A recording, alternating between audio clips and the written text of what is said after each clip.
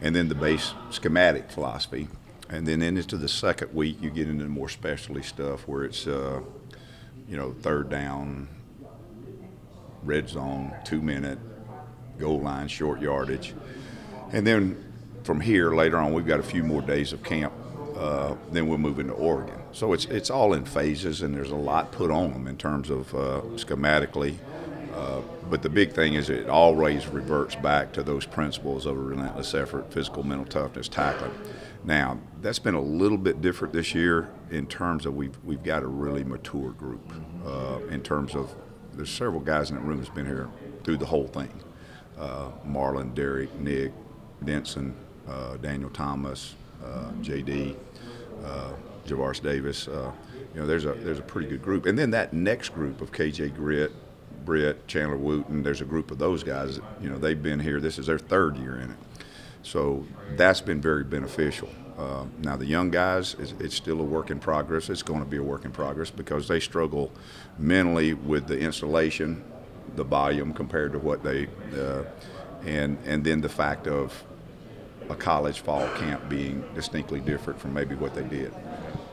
Tell me about Owen Pappoe. I've heard he's just a relentless worker. Obviously a freshman. How's he handling everything, and what are your kind of early expectations of him when you go into a season like this? Well, first of all, he's a very, very intelligent player.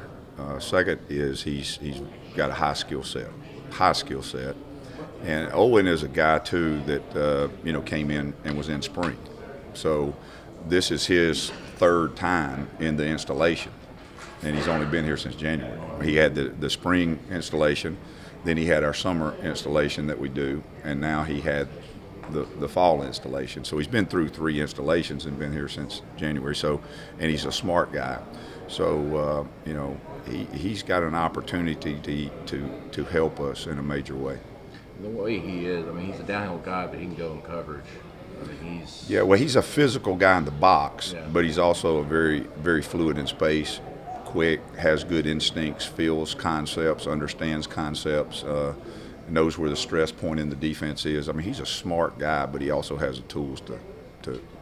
At this point, do you kind of lean just toward the experience at those linebacker spots with Britt and Wooten and McClain, or do you go, hey, Owen's got a chance here to maybe crack the rotation? No, he's got more than a chance. As a starter. Not he's got more than a chance. Well, we're just going, we still got work to do, but we're going to play the best player at the right time for the situation that presents itself. And at this point in time, he's in that mix.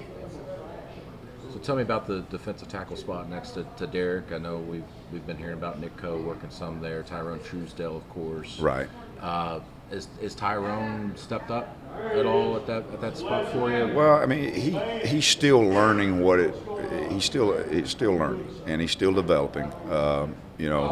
Coming from the role he had to what he has now.